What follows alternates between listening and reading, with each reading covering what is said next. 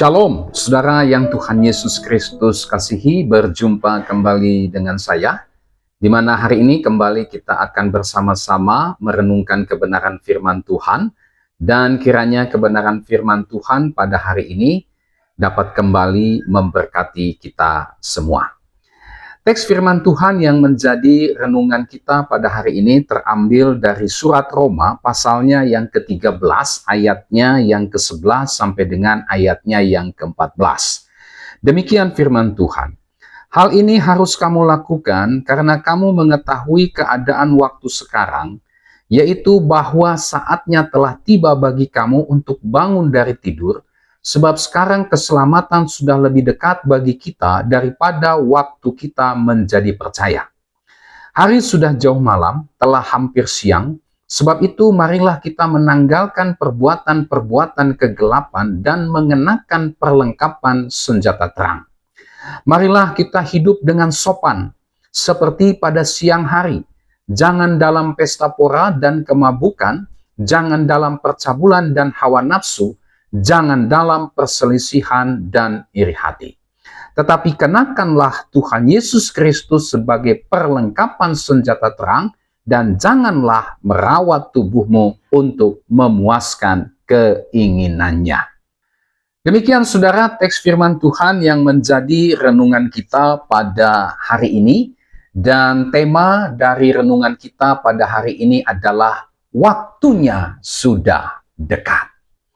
Nah saudara yang Tuhan Yesus Kristus kasihi, ketika seorang ibu mengetahui bahwa waktunya untuk melahirkan sudah dekat, maka dia pasti akan mempersiapkan segala sesuatunya, ya, seperti misalnya di mana dia akan melakukan persalinan, atau dia pasti akan mempersiapkan seluruh perlengkapan dari bayi yang kelak akan dilahirkan itu.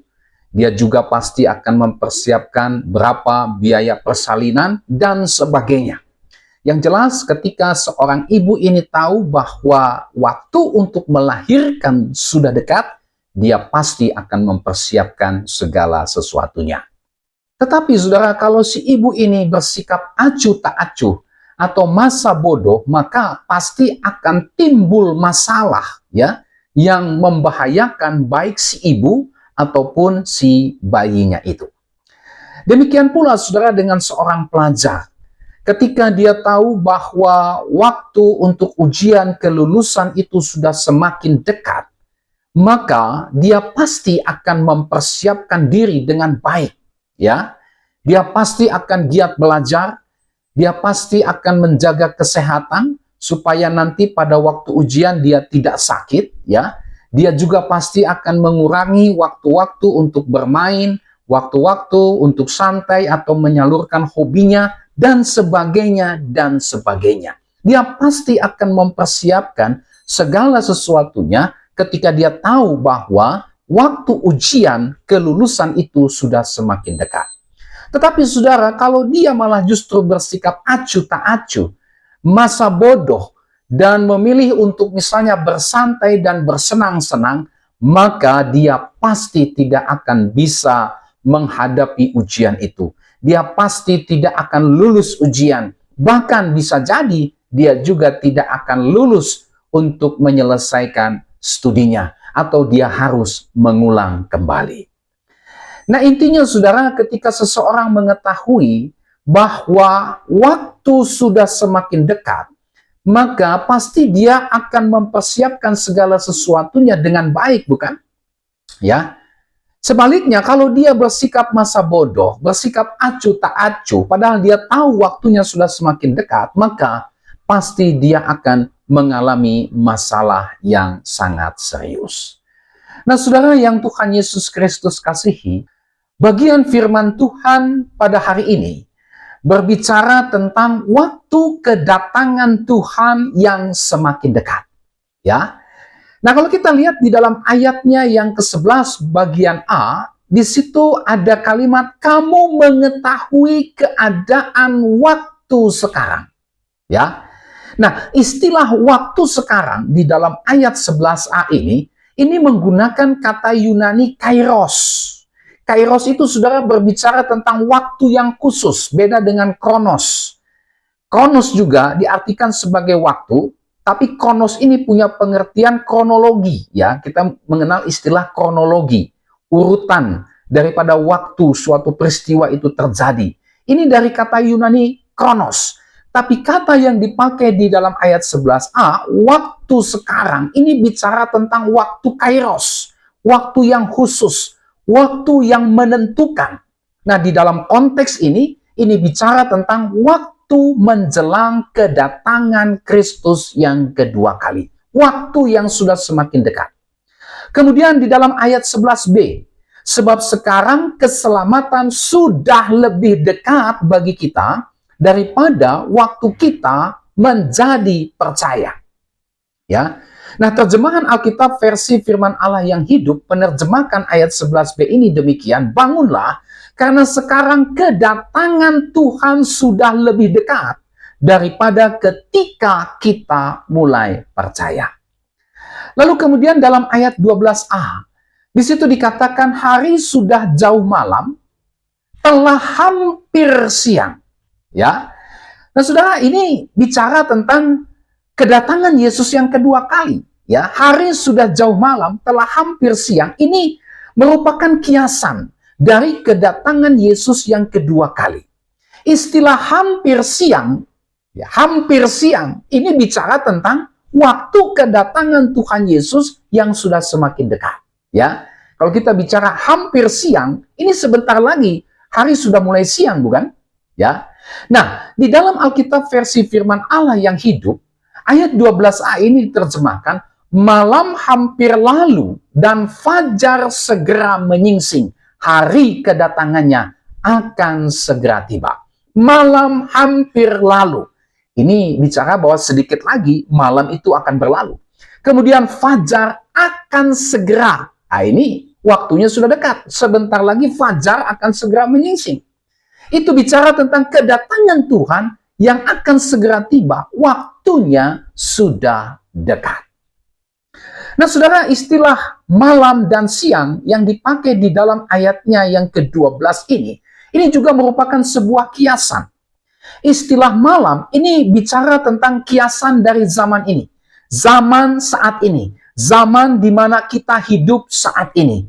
Zaman di mana dosa, kejahatan, kefasikan, iblis, dan maut itu masih berkuasa. Ya, malam ini bicara tentang keadaan kita saat ini. Zaman di mana kita hidup saat ini. Nah, sedangkan kata siang ini merupakan istilah dari zaman yang akan datang.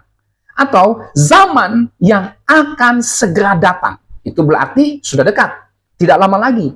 Zaman apa itu? Itulah zaman ketika Allah dan kerajaannya berkuasa sepenuhnya, dan dosa, kefasikan, maut, serta iblis dan seluruh para pengikutnya akan dibinasakan. Ya, zaman di mana Tuhan berkuasa sepenuhnya dan dosa, kefasikan, maut, bahkan iblis dengan segala rencana-rencana jahatnya itu sudah berhenti, sudah tidak akan aktif lagi. Kenapa? Karena mereka semua dibinasakan di dalam penghukuman yang kekal.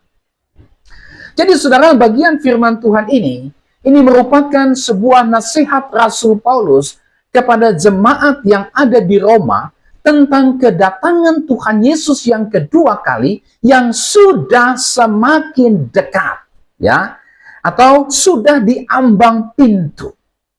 Saudara, memang tidak ada seorang pun yang menduga kedatangan Tuhan Yesus yang kedua kali. Tidak ada seorang pun yang tahu kapan hari, tanggal, bulan, tahun, jam dari kedatangan Tuhan Yesus yang kedua kali.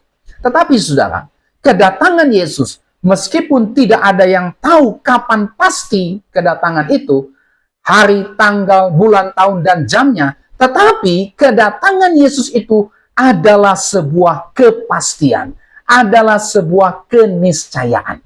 Ya, memang Alkitab mengajarkan tidak ada seorang pun yang tahu kapan Yesus datang, tetapi Alkitab mengajarkan bahwa kedatangannya adalah sebuah keniscayaan. Yesus pasti akan datang. Orang mau percaya atau tidak, Tuhan Yesus pasti akan datang untuk yang kedua kalinya.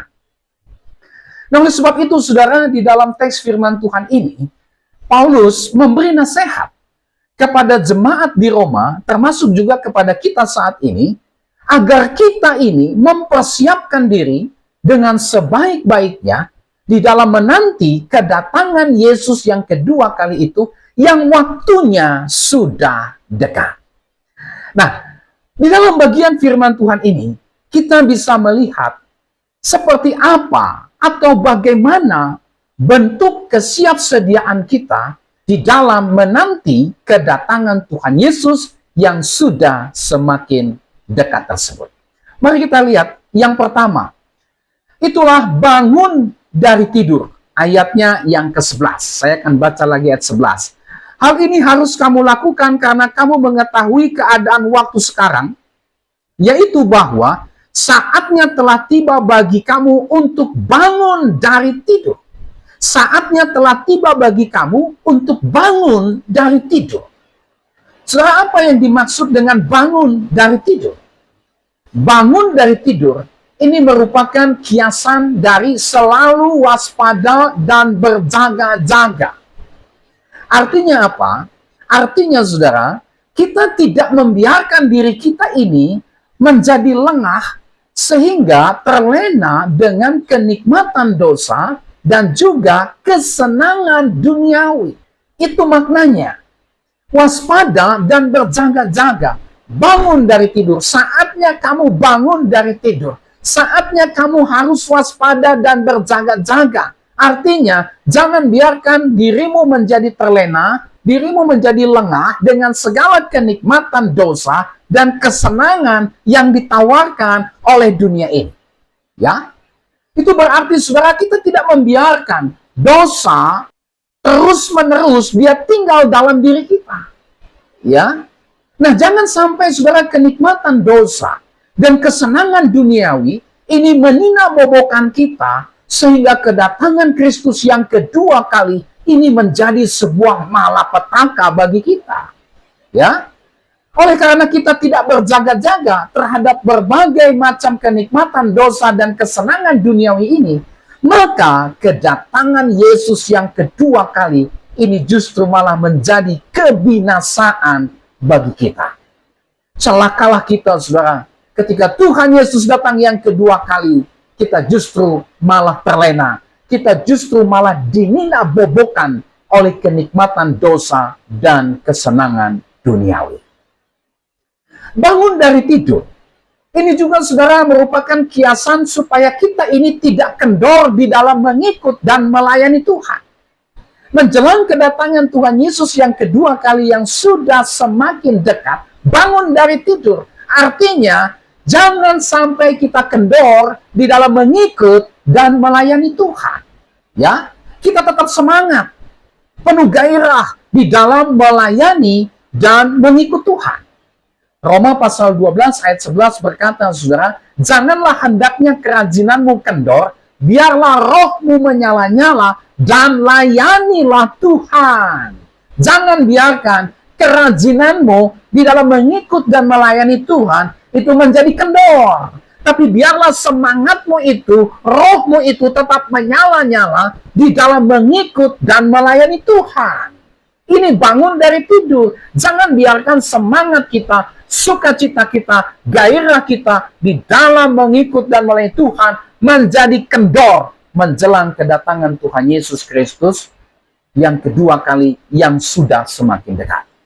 Kemudian, saudara, di dalam 1 Korintus 15 ayatnya yang ke-58, di situ dicatat, karena itu, saudara-saudaraku yang kekasih, berdirilah teguh, jangan goyah, dan giatlah selalu dalam pekerjaan Tuhan. Sebab kamu tahu bahwa dalam persekutuan dengan Tuhan, jerih payahmu tidak sia-sia. Berdirilah teguh, jangan kamu goyah, giat selalu dalam pekerjaan Tuhan, terus tekun di dalam persekutuan dengan Tuhan, jangan kendor, ya, jangan goyah, jangan menjadi loyo, apalagi mundur, jangan. Ya, inilah makna daripada bangun dari tidur. Jangan sampai kesetiaan kita, semangat kita, sukacita kita di dalam mengikut dan melayani Tuhan itu menjadi kendor. Saudara, celakalah kita kalau kita justru malah mundur di dalam mengikut dan melayani Tuhan. Mungkin terlena oleh keinginan-keinginan dan kenikmatan duniawi ini serta kesenangan dalam dosa, ya. Pada akhirnya membuat kita mundur dalam mengikut dan melayani Tuhan, maka celakalah kita ketika Tuhan Yesus datang yang kedua kali. Nah, oleh sebab itu, saudara, mari kita bangun dari tidur, ya, waspada dan berjaga-jaga. Jangan biarkan diri saudara dan saya ini terlena atau didina-bobokan oleh berbagai macam kenikmatan dosa dan kesenangan dunia. Bangun dari tidur berarti mari kita tetap semangat, bersukacita, ya, di dalam mengikut dan melayani Tuhan. Jangan biarkan kerajinan kita, sukacita kita, semangat kita menjadi kendor di dalam melayani dan mengikut Tuhan. Bangun dari tidur. Kenapa? Sebab kedatangan Tuhan Yesus yang kedua kali sudah dekat. Saudara, kalau kita tertidur, ya, ketika Tuhan Yesus datang yang kedua kali, maka nasib kita ini akan sama dengan kelima gadis yang bodoh yang dicatat di dalam Matius 25 ayat 1 sampai dengan ayatnya yang ke-13. Itu berarti saudara dan saya tidak akan turut dibawa Kristus ke dalam kerajaannya yang kekal, melainkan kita akan terhilang dan binasa selama-lamanya.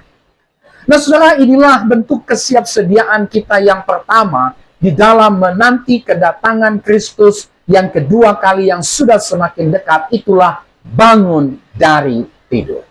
Yang kedua, menanggalkan perbuatan-perbuatan kegelapan. Ayatnya yang ke-12. Di situ dikatakan, hari sudah jauh malam, telah hampir siang.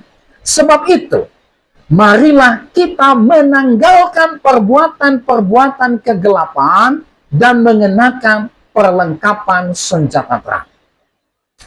Menanggalkan perbuatan-perbuatan kegelapan. Saudara, istilah ini adalah kiasan dari seseorang yang menanggalkan pakaian yang sudah rusak, pakaian yang kotor, pakaian yang bau, pakaian yang sudah tidak layak lagi untuk dipakai selain untuk dibuang.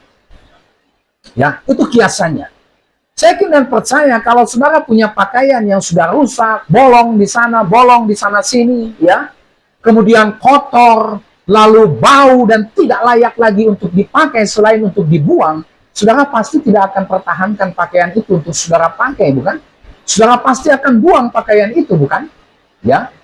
Nah, demikian pula saudara dengan menanggalkan perbuatan-perbuatan kegelapan. Seperti kita menanggalkan pakaian kotor itu. Menanggalkan perbuatan-perbuatan kegelapan artinya, saudara dan saya tidak lagi hidup di dalam perbuatan-perbuatan dosa. Ya, sebagaimana orang menanggalkan pakaian yang sudah rusak, bolong di sana-sini, ya, kotor, bau, dan sudah tidak layak lagi dipakai selain hanya untuk dibuang, demikian juga saudara, kita harus menanggalkan setiap perbuatan-perbuatan dosa, pola pikir duniawi, gaya hidup duniawi, budaya duniawi, dan segala sesuatu yang bertentangan dengan firman Tuhan. Nah, saudara, inilah yang harus kita lakukan sebagai bentuk kesiapsediaan kita di dalam menanti kedatangan Tuhan Yesus yang sudah semakin dekat. Apa itu? Tanggalkan segala perbuatan-perbuatan kotor, perbuatan-perbuatan kegelapan. Saudara, jangan sampai kita justru masih hidup dalam perbuatan-perbuatan kegelapan. Jangan sampai kita masih mengenakan perbuatan-perbuatan kegelapan tersebut ketika Tuhan Yesus datang yang kedua kalinya. Oh, celaka kita jika hal tersebut terjadi dalam kehidupan kita. Oleh sebab itu, saudara, mari kita menanggalkan perbuatan-perbuatan kegelapan, karena hari kedatangan Tuhan sudah semakin dekat. Yang ketiga, saudara, bagaimana bentuk kesiapsediaan kita di dalam menanti kedatangan Tuhan yang sudah semakin dekat? Itulah mengenakan perlengkapan senjata terang. Ayat 12, ya. dan mengenakan perlengkapan senjata perang. Saudara, menarik sekali. Kalau sebelumnya Paulus memakai istilah di dalam dunia fashion, ya, soal pakaian, sekarang Paulus beralih memakai sebuah kiasan dalam dunia peperangan, ya. Mengenakan perlengkapan senjata terang. Ini merupakan kiasan dari orang yang mengenakan seluruh persenjataan lengkap untuk dia pergi berperang. Nah, pertanyaannya, saudara, apa sih hubungannya mengenakan perlengkapan perang dengan kedatangan Tuhan Yesus yang kedua kali yang sudah semakin dekat itu? Mengapa Rasul Paulus memakai istilah dalam dunia peperangan ketika berbicara tentang kesiapsediaan di dalam menanti kedatangan Tuhan Yesus yang kedua kali? Ya, apa maksudnya ketika Paulus memakai kiasan ini? Saudara, kehidupan Kristen ini bukanlah kehidupan yang santai. Bukan kehidupan yang melipat tangan, duduk di kursi goyang, ngopi-ngopi, ya, makan snack, dan seterusnya. Bukan. Kehidupan Kristen itu bukan kehidupan yang santai. Kehidupan Kristen itu adalah sebuah medan pertempuran. Kehidupan Kristen itu adalah sebuah medan peperangan. Nah, peperangan orang Kristen itu adalah peperangan yang terjadi setiap saat. Peperangan yang terjadi setiap waktu. Pertanyaannya, peperangan melawan siapa? Itulah peperangan melawan dosa. Peperangan melawan keinginan daging. Peperangan melawan kenikmatan dunia, kesenangan dunia. Dan juga peperangan melawan iblis, setan-setan, dan roh-roh jahat. Inilah peperangan kita sebagai orang Kristen. Inilah medan pertempuran kita sebagai orang Kristen. Dan pertempuran ini terjadi setiap saat. Setiap waktu. Itu sebabnya tadi saya katakan bahwa kehidupan Kristen bukan kehidupan yang santai, tapi sebuah medan pertempuran. Setiap saat, setiap waktu, serangan dari dosa, dari keinginan daging, dari hawa nafsu, dari kenikmatan dan kesenangan duniawi, serta dari iblis, setan-setan, dan roh jahat ini berulang kali setiap saat, setiap waktu datang untuk menyerang kita. Nah, saudara, sebagai pasukan perang, ya, kita terus berperang melawan dosa, keinginan daging, kenikmatan dunia, juga melawan iblis, setan-setan, dan roh jahat yang terus-menerus mereka berusaha untuk menaklukkan kita kembali ke bawah kuasanya. Nah, oleh sebab itu, saudara, kita memang harus mengenakan seluruh perlengkapan senjata perang. Sama seperti seorang tentara yang memperlengkapi dirinya dengan persenjataan supaya dia bisa bertahan dalam peperangan, bahkan bisa menghancurkan dan mengalahkan musuh. Demikian pula kita sebagai tentara-tentara perang, pasukan-pasukan perang, kita harus mengenakan perlengkapan senjata perang, sehingga dengan demikian kita bisa dapat melawan dan mengalahkan musuh-musuh kita tersebut. Efesus 6 ayat 13 sampai dengan ayat 18 di sana diuraikan seperti apa perlengkapan senjata perang itu. Jadi saudara, di dalam menantikan kedatangan Tuhan Yesus yang sudah semakin dekat, ini berarti bukan kita santai-santai. Kita harus tetap berjaga-jaga. Kita harus tetap dalam keadaan siap berperang. Kita harus memperlengkapi diri kita dengan perlengkapan senjata terang. Kenapa? Karena kita berperang melawan musuh-musuh kita itu tadi. Dosa, kenikmatan duniawi, iblis, dengan segala macam tipu muslihatnya, yang terus-menerus berusaha untuk menjatuhkan kita.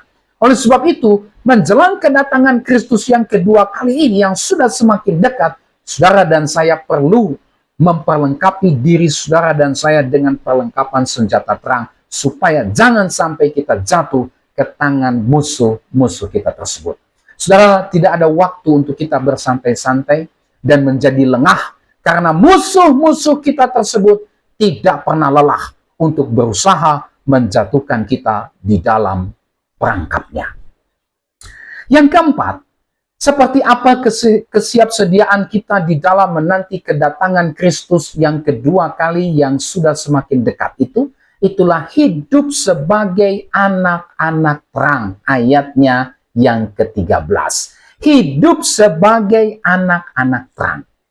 Nah saudara, waktu kita sudah diselamatkan oleh Yesus, waktu kita sudah percaya kepada Kristus, waktu kita sudah dilahirbarukan oleh Roh Kudus, sehingga kita sudah ada di dalam Kristus, maka itu berarti kita sudah dipindahkan dari kegelapan kepada terang. Sehingga dengan demikian, saudara, kita sekarang ada di dalam terang. Kita sekarang, seperti kata Efesus 5 ayat 8-9, kita disebut sebagai anak-anak terang. Efesus 5 ayat 8-9 berkata, memang dahulu kamu adalah kegelapan, tetapi sekarang kamu adalah terang di dalam Tuhan. Sebab itu hiduplah sebagai anak-anak terang, karena terang hanya berbuahkan kebaikan dan keadilan dan kebenaran. Hiduplah sebagai anak-anak terang. Dan kalau kita hidup sebagai anak-anak terang, Alkitab mengatakan, maka kehidupan kita itu akan menghasilkan buah kebaikan, keadilan, dan kebenaran. Nah, kalau kita melihat ayat 13 ini, kita melihat di situ seperti apa hidup daripada anak-anak terang itu. Di situ dikatakan bahwa hidup sebagai anak-anak terang adalah hidup dengan sopan. Maksudnya apa? Maksudnya hidup sesuai dengan standar firman Tuhan. Ya, jangan keluar dari hidup yang sesuai dengan standar firman Tuhan. Dasar daripada kehidupan kita itu adalah di dalam kebenaran firman Tuhan. Itu sebabnya apa yang kita pikirkan, apa yang kita lakukan dalam hubungan kita dengan sesama kita, terlebih lagi dengan Tuhan, semuanya itu harus selaras dengan kebenaran firman Tuhan. Itu standar hidup kita sebagai anak-anak terang, hidup sesuai dengan kebenaran firman Tuhan. Ya, itu berarti saudara, kita tidak lagi hidup di dalam satu pesta pora, kemabukan, percabulan, dan hawa nafsu. Ayat 13. Ya, nah saudara, pesta pora, kemabukan, percabulan, dan hawa nafsu ini merupakan dosa yang bersifat satu paket. Ya, bersifat identik. Pesta pora itu identik saudara dengan kemabukan. Ya, memang pesta pora ini sebuah kata yang konotasinya negatif. Bicara tentang pesta pora ini bicara tentang identik dengan kemabukan. Di mana ada pesta pora, di situ ada kemabukan. Ya, orang hidup sesuka hatinya, orang hidup seliar-liarnya, orang hidup dalam minum-minuman keras dan kemudian mabuk-mabukan. Selain itu, saudara, di dalam pesta pora pasti ada percabulan, ada seks bebas, ada hawa nafsu, pelampiasan hawa nafsu. Ya, di sana ada pemakaian narkoba, di sana ada tarian-tarian erotis, di sana ada seks bebas, perilaku-perilaku yang abnormal, seks yang abnormal, perilaku-perilaku yang melanggar norma-norma kesusilaan, serta perbuatan-perbuatan jahat dan menjijikkan lainnya. Jadi pesta pora ini adalah sebuah gaya hidup yang tidak bermoral. Sebuah gaya hidup yang bertentangan dengan firman Tuhan. Nah, sebagai anak-anak terang, kita tidak lagi hidup di sana. Kita tidak lagi menjadi bagian dari kehidupan yang seperti itu. Ya. Kemudian tidak lagi hidup dalam perselisihan dan juga iri hati, tapi hidup dalam kesucian, ketulusan, dan kemurnian hati, hidup dalam damai sejahtera, hidup dalam perdamaian dengan semua orang. Nah, saudara, jadi di dalam menantikan kedatangan Yesus yang sudah semakin dekat, Alkitab mengatakan ayat 13, kita harus hidup di dalam terang Kristus. Kita harus hidup sebagai anak-anak terang. Tidak lagi kembali kepada hidup yang ada di dalam kegelapan. Hidup sebagai anak-anak terang. Kemudian yang kelima, saudara, yang terakhir. Seperti apa kesiapsediaan kita di dalam menanti kedatangan Yesus yang kedua kali yang sudah semakin dekat itu? Itulah hidup dalam persekutuan dengan Kristus. Ayatnya yang ke-14. Kenakanlah Tuhan Yesus Kristus sebagai perlengkapan senjata terang, dan janganlah merawat tubuhmu untuk memuaskan keinginannya. Kenakanlah Tuhan Yesus Kristus. Ini bicara tentang hidup dalam persekutuan dengan Kristus. Ya, ini bicara kita di dalam Kristus, Kristus di dalam kita. Ya, ini bicara tentang hidup yang menyatu dengan Kristus, ya, bersatu dengan Kristus. Nah, saudara, hidup dalam persekutuan dengan Kristus ini adalah hidup sesuai dengan apa yang menjadi kehendak dan pimpinan Kristus. Hidup dalam persekutuan dengan Kristus adalah hidup yang dikendalikan oleh Kristus, hidup yang dipimpin oleh Kristus, hidup yang dikontrol oleh Kristus, hidup yang senantiasa taat, tunduk, menyerahkan seluruh hidup ini kepada apa yang menjadi pimpinan dan kehendak Kristus. Ya, itu berarti saudara dan saya tidak lagi memberikan hidup kita ini, tidak lagi membiarkan hidup kita ini dikuasai, dikendalikan oleh keinginan daging atau hal-hal yang bisa menimbulkan hawa nafsu. Itu sebabnya Paulus berkata di sini, ya, jangan merawat tubuhmu untuk memuaskan keinginannya. Artinya jelas, jangan biarkan dirimu dikendalikan, dikuasai oleh setiap keinginan daging atau apapun itu yang bisa menimbulkan hawa nafsu. Sebaliknya, biarlah kamu kenakan Kristus. Kalau kamu kenakan Kristus, kamu hidup dalam Kristus, Kristus di dalam kamu dan kamu di dalam Kristus, kamu menyatu dengan Kristus, kamu hidup sesuai pimpinan dan kehendak Kristus, maka kamu tidak akan menyerahkan dirimu kepada keinginan daging atau apapun yang bisa menimbulkan hawa nafsu. Nah, saudara, hidup dalam persekutuan dengan Kristus, ini adalah kehidupan yang harus terus kita pelihara, harus terus kita jaga, harus terus kita perjuangkan sampai kedatangan Tuhan Yesus Kristus yang kedua kali. Tentu saja kita harus ada di dalam Kristus, Kristus ada dalam kita, sehingga kehidupan kita bersama dengan Kristus ini akan terjaga, terpelihara, dan senantiasa tetap kita perjuangkan sampai kedatangan Kristus yang kedua kali. Jangan biarkan keinginan daging atau hal-hal yang bisa menimbulkan hawa nafsu itu kembali menguasai kita. Ingat, kedatangan Tuhan Yesus sudah semakin dekat, sudah di ambang pintu. Betapa celakanya kita, saudara, seperti 5 gadis yang bodoh itu. Ketika Yesus datang yang kedua kali, yang tidak kita sangka, yang kita tidak duga, kita justru masih hidup dalam kesenangan dosa, kenikmatan dunia. Betapa celakanya kita. Itu berarti sama seperti 5 gadis yang bodoh ini tidak masuk untuk menikmati pesta perjamuan sang mempelai itu. Demikian pula kita tidak akan masuk untuk menikmati sukacita kekal di dalam kerajaan sorga. Nah, saudara yang Tuhan Yesus Kristus kasihi, inilah 5 bentuk kesiapsediaan kita di dalam menanti kedatangan Tuhan Yesus yang kedua kali yang sudah semakin dekat. Apa saja itu? Pertama, bangun dari tidur. Yang kedua, tanggalkan perbuatan-perbuatan kegelapan. Yang ketiga, kenakan perlengkapan senjata terang. Yang keempat, hidup sebagai anak-anak terang. Dan yang kelima, mari kita hidup di dalam persekutuan dengan Kristus. Nah, saudara, biarlah kelima hal ini senantiasa ada dalam kehidupan kita. Dan terus-menerus kita perjuangkan, kita pertahankan. Ini terus menjadi agenda utama di dalam seluruh kehidupan kita di dunia ini. Itu terus kita perjuangkan, kita pertahankan tentu saja di dalam kebergantungan kepada kuasa Tuhan sampai Kristus datang yang kedua kali. Berbahagialah kita ketika 5 kesiapsediaan ini ada pada kita pada saat Yesus datang yang kedua kali. Tuhan Yesus memberkati kita dengan firman-Nya. Sampai kita berjumpa kembali. Tuhan Yesus memberkati saudara dan shalom.